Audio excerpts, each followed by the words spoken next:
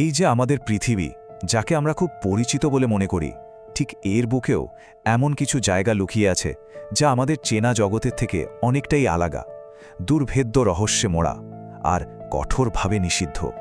হ্যাঁ, পৃথিবীতে এমন কিছু জায়গা আসলেই আছে যেখানে কেউ যদি যাওয়ার দুঃসাহসও করে তাহলে সেখান থেকে ফেরাটা আর নিশ্চিত থাকে না।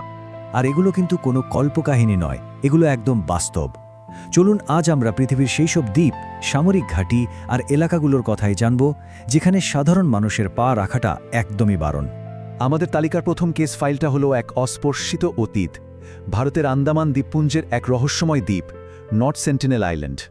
ভাবুন তো, এই দ্বীপে এমন এক উপজাতি বাস করে যারা প্রায় হাজার হাজার বছর ধরে বাইরের দুনিয়া থেকে নিজেদেরকে সম্পূর্ণ বিচ্ছিন্ন করে রেখেছে। আধুনিক সভ্যতা কি তা তারা জানেই না। আর তাদের এই একাকিত্বকে কেউ যদি সম্মান না করে, মানে যোগাযোগের চেষ্টা করে, তাহলে তার ফলটা কিন্তু বেশ ভয়াবহ হয়। এমন ঘটনা আরও অনেকবার ঘটেছে। তারা তাদের এলাকা রক্ষা করতে এতটাই বদ্ধপরিকর যে নিচু দিয়ে উড়ে যাওয়া হেলিকপ্টারের দিকেও তারা তীর ছুঁড়ে মারে। বোঝাই যাচ্ছে কোনো রকম অনুপ্রবেশ তারা সহ্য করে না। এ কারণেই ভারত সরকার শুধু বাইরের মানুষের সুরক্ষার জন্য নয়, ওই উপজাতিকে আধুনিক রোগ জীবাণু থেকে বাঁচানোর জন্য এই দ্বীপে প্রবেশ করাটা পুরোপুরি নিষিদ্ধ করে দিয়েছে। আচ্ছা, এবার চলুন মার্কিন যুক্তরাষ্ট্রের নেভাডার মরুভূমিতে, এমন একটা জায়গা যা নিয়ে রহস্য আর জল্পনা কল্পনার কোনো শেষ নেই, এরিয়া 51। এই জায়গাটা নিয়ে এত রহস্য কেন বলুন তো? উঁচু দেওয়াল আর কাঁটাতারের বেড়ার ওপারে ঠিক কি লুকানো আছে যা কেউ জানতে পারে না? অনেকেরই ধারণা এখানে নাকি ভিন্ন গ্রহের প্রাণী বা এলিয়েনদের রাখা হয়। তাদের বিধ্বস্ত হওয়া মহাকাশযান বা ইউএফও নিয়ে চলে গবেষণা। যদিও সরকারিভাবে বলা হয় এটা আসলে অত্যাধুনিক যুদ্ধবিমান আর অস্ত্র পরীক্ষার একটা কেন্দ্র। আসল ব্যাপারটা হলো, মার্কিন সরকার তো বহু বছর এর অস্তিত্বই স্বীকার করেনি, আর এখন স্বীকার করলেও এখানকার কাজকর্ম নিয়ে পুরো সত্যিটা কখনোই জানায়নি। এখানকার নিরাপত্তা যে কি পরিমাণ কঠোর তা এই একটা কথাতেই স্পষ্ট। কেউ যদি ভুল করেও এর সীমানার ভেতরে ঢুকে পড়ে, তাহলে তার জন্য অপেক্ষা করছে তাৎক্ষণিক গ্রেফতার আর কঠোর শাস্তি। আমাদের পরের কেস ফাইলটা একটা দুঃস্বপ্নের কথা মনে করিয়ে দেয়। একটা পারমাণবিক বিপর্যয়ের সাক্ষী, এক ভুতুরে শহর যা এখন সময়ের অতলে হারিয়ে গেছে, চার্নোবিল এক্সক্লুশন জোন। সালটা ছিল 1986। একটা ভয়ঙ্কর পারমাণবিক বিস্ফোরণ এই অঞ্চলের ভাগ্যকে চিরদিনের মতো বদলে দিয়েছিল।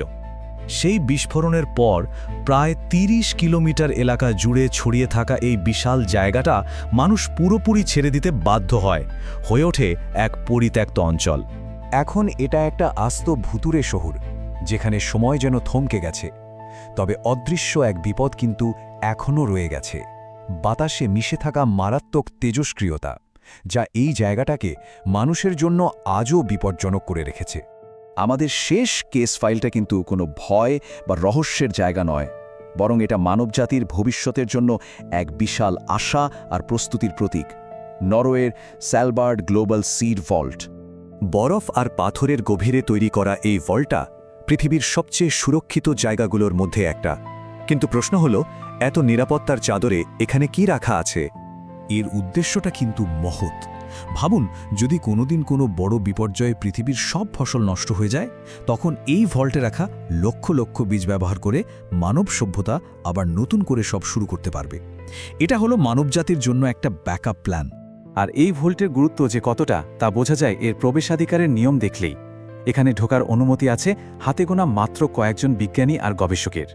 এই নিষিদ্ধ জায়গাগুলো আসলে আমাদের একটা কথাই মনে করিয়ে দেয়, পৃথিবীতে এখনো এমন অনেক কিছু আছে যা আমাদের জ্ঞান আর নিয়ন্ত্রণের অনেক বাইরে। একবার ভাবুন তো, যদি নিরাপদে এই নিষিদ্ধ জায়গাগুলোর কোনো একটায় যাওয়ার সুযোগ পাওয়া যেত, তাহলে কোন জায়গাটার রহস্য সবার আগে উন্মোচন করার চেষ্টা করা হতো, আর কেনই বা?